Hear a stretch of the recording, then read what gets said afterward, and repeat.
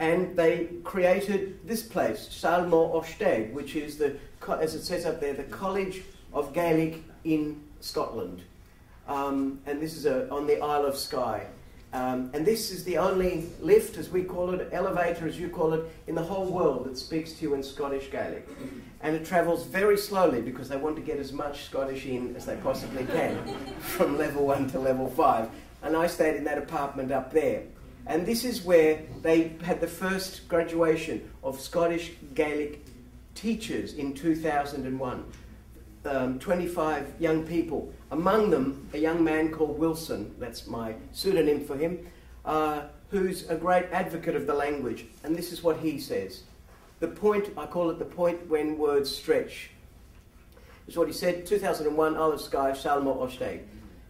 Describing why, like Colleen, he can't always keep to the task of just using Scottish Gaelic when he wants to. He says you have to press on past the point when words stretch. I really love that expression, where he just can't get the kind of meaning that he wants in that language because he's still dominant in English. Switching, that's a problem. Like we ask the kids to be champions and ride on through when you feel like switching. And as you use Gaelic, you learn it too. But I don't always manage it. Imagine them, he says. So again, the problem is you can achieve the task of getting a language policy, enthusing people to use it. Past these points when the words stretch is another task. Language planning becomes an embodied activity for young people themselves. Okay, now we're going to Sri Lanka very quickly, and this is a story located here in this little place, and it's about the learning and use of languages in a situation in which schools are trying to build friendships across language communities. Few Buddhist Tamil children know, Buddhist Sinhala children know Hindu Tamil children or Christian or Muslim children in their communities very well.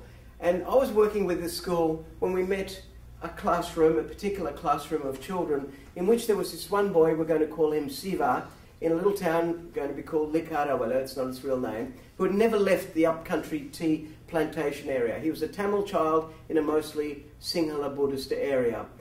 His teachers all said that he was a no-hoper. He was a lazy boy who had no English, didn't have much to say, and hinted that he was actually quite stupid. These are some of the things that they said about him and indeed about his whole group. That he can't learn, he's too poor to learn English, he won't stop moving. He said, you know is code for he's one of them, basically. Languages are for the brighter ones. But 2 days after I visited this school, we had some visitors and we went to visit a famous Buddha statue near this area, and this is the extraordinary thing that we saw. We were standing at this point here, and we noticed that there was a group of boys who were being given a wooden Buddha or a wooden elephant by a man out of a sack. And there was one boy who would run out over here to see the bus arriving of tourists. And he would go back to these people and he would say, oh, I think they're Japanese. This is what we assume, he said. Or I think they're English. Or I think they're Americans or Germans or whatever it was. And they would decide on a language strategy. These are the same children that 2 days earlier were being told by teachers can't learn. And then the kids would come along with the Buddha or the elephant, the carved Buddha or elephant, and they would come up and they would say in English or Japanese, French, Spanish, there's a kind of Romance circle here and then Germanic circle over here. And they would badger these tourists to buy these things. And there was one boy who was in fact young Siva. And this is what he said. The boy whose teachers said he spoke no English. He said, and we heard it, bye, bye, sir, sir, bye, bye. Please you buy. Lady, lady, elephant. Gotta buy, gotta buy. Look at the grammar in this. Buy, a lot of it's just imperatives, but some of it's not. Get elephant, give it to her. He's putting it up against the woman's dress. For lady, please, man, you buy. Black, putting it against her clothes. Oh, 2,000 rupiah. Cheap, cheap, America. He would have said Australia, England, presumably as well. But America, take, beautiful elephant, buy. We thought that was astonishing from a child we'd been told couldn't speak any English. And then he did this. Elefante, because he gave up because they didn't respond. So presumably, he decided they must be Italian because there are actually a lot of Italian tourists there. Elefante, comprare, bas prezzo. This is pretty interesting Italian, shall we say.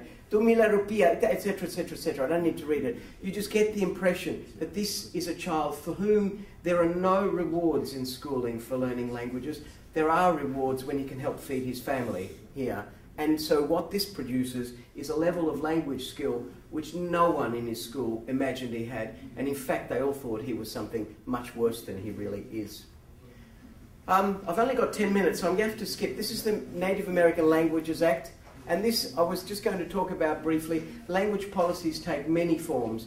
Within the Philippines, there's one of the most creative language policies you could find, but it's not a language policy per se. It's within the Indigenous Peoples' Rights Act of 1997.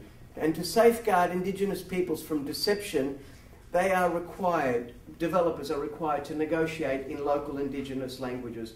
This is not seen as a language policy. It has been much more effective than many languages policies have ever been developed in the Philippines. This is for the same principles I've been developing already. The functionality of language in the case of Siva. It meets a real need in his material life to help feed his mother.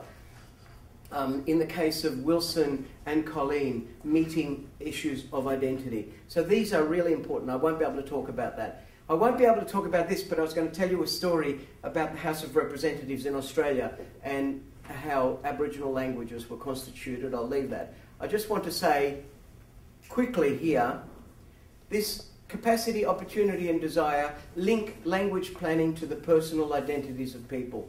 Very few scholars today see identity as fixed or unchanging. We see it as shifting, we see it as multiple. All of us have many kinds of identities. Language use is heavily implicated in our access to material resources, in other words, economic resources. And that is true in Siva's case. School is incapable of teaching him languages. The need to survive teaches him more languages than the school even teaches. There wouldn't be a single school in Sri Lanka that teaches Italian.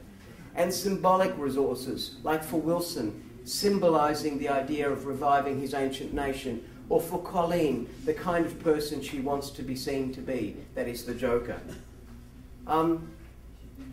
Language recovery is usually understood either as just economic and sociological or linguistic ecological. We have to have a combined approach. And finally, the kind of work that we have to do to support communities trying to revive their languages, I think, is of three kinds. We have to do ideological work.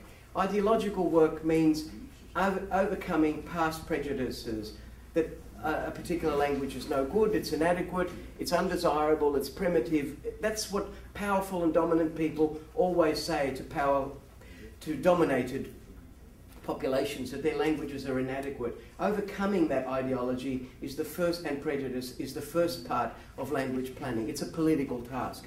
We need to do linguistic work, that is to revitalise languages in discourse, to allow learners to say things that meet their needs. Colleen and Wilson are the examples here, and in all the other ways they do. And we have to do socio-cultural work to restore community control of its own religious, cultural and social institutions. Language planning is never just one of those things, it's always all of them. Some of us do different things, I'm going to finish right now, at different levels, but a strong language revival must ultimately achieve our effort in all of those areas. Thank you very much for your attention.